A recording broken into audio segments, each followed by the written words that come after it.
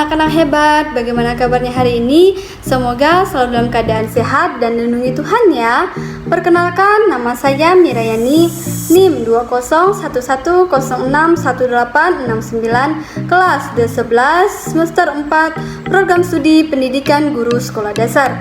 Pada kesempatan kali ini, saya akan membagikan video pembelajaran interaktif untuk memenuhi tugas ujian akhir semester mata kuliah Inovasi Pembelajaran IPS SD, dosen pengampu oleh Ibu Eliana Yunita Eseran MPD. Di sini saya akan membahas pembelajaran muatan pembelajaran IPS tema 5 ekosistem, subtema 1 komponen ekosistem pada kelas 5. Nah, sebelum kita masuk pada materi pembahasan tersebut, di sini saya akan mengaitkan tentang materi pembahasan presentasi kelompok saya tentang pendekatan pembelajaran IPS SD.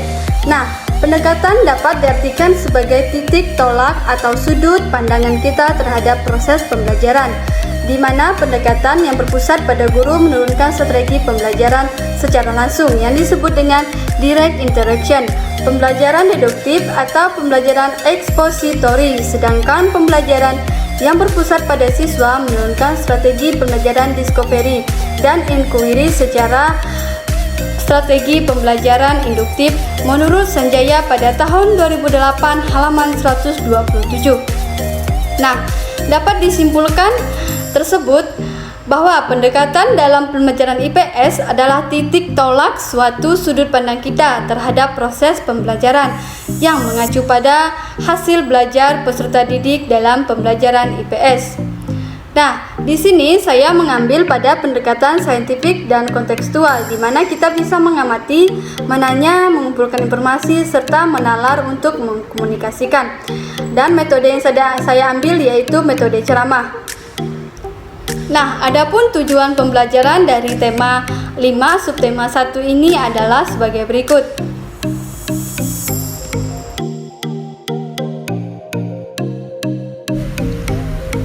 Pada video kali ini kita akan belajar pada tema 5 subtema 1 muatan pelajaran ilmu pengetahuan sosial.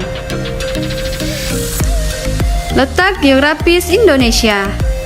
Letak geografis adalah letak suatu negara atau wilayah berdasarkan kenyataan di permukaan bumi.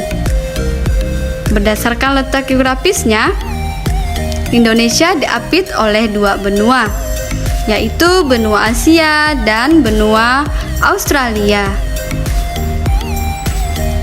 Indonesia juga dikelilingi oleh dua samudra, yaitu Samudra Pasifik dan Samudra Hindia. Indonesia memiliki banyak pulau. Pulau-pulau besar di Indonesia antara lain Pulau Sumatera, Pulau Jawa, Pulau Kalimantan, Pulau Sulawesi, dan Pulau Papua. Batas wilayah Indonesia. Pada bagian utara, Indonesia berbatasan dengan Malaysia, Singapura, dan Samudra Pasifik. Di bagian barat, Indonesia berbatasan dengan Samudra Hindia. Di bagian selatan, Indonesia berbatasan dengan Samudra Hindia, Laut Timor Leste, dan Australia. Di bagian timur, Indonesia berbatasan dengan Samudra Pasifik dan Papua Nugini. Kamu dapat membuat peta untuk lebih memahami letak geografis Indonesia.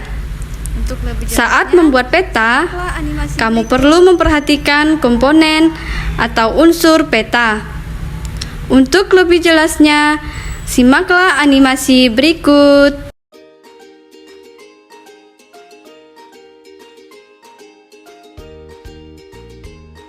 Hai, kali ini kita akan mengenal komponen-komponen pada peta. Coba perhatikan, pada bagian sebelah kanan terdapat beberapa tombol. Untuk memperkenalkan komponen-komponen pada peta secara rinci, klik salah satunya untuk melihat bagian peta secara rinci.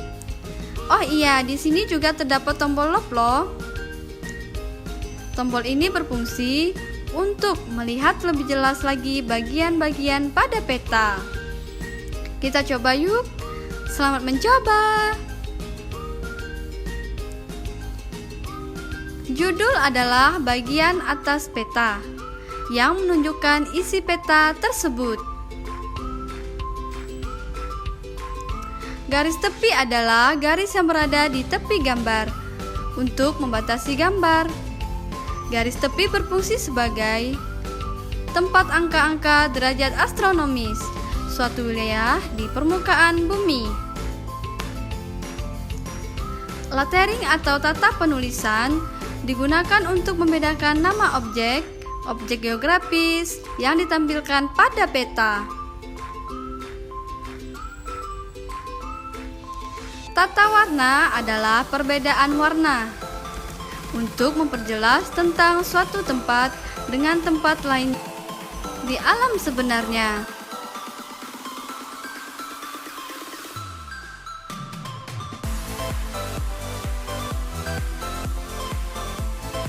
Skala adalah perbandingan jarak pada peta dengan jarak sesungguhnya.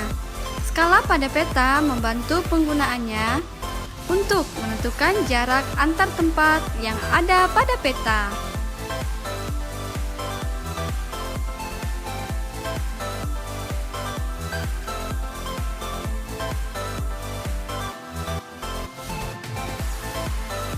Simbol adalah gambar atau warna tertentu untuk mewakili suatu objek dalam peta.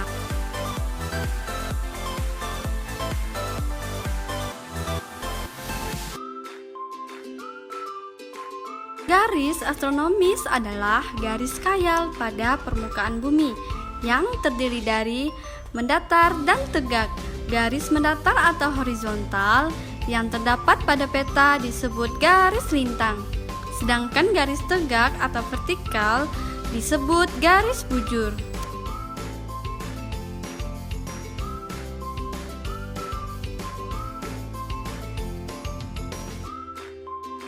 Legenda adalah keterangan beberapa simbol yang digunakan pada peta untuk memudahkan penggunaan peta memahami isinya.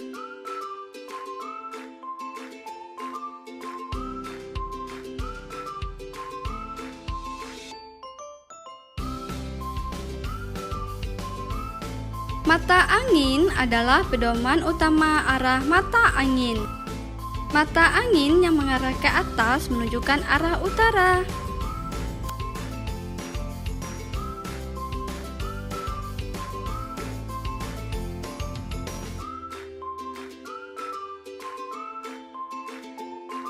Sumber dan tahun pembuatan digunakan untuk menunjukkan sumber dan tahun pembuatan peta.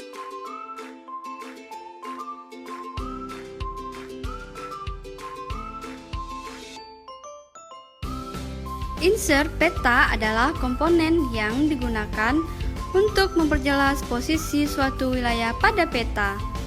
Insert peta terdiri atas dua jenis, yakni insert lokasi dan insert pembesaran.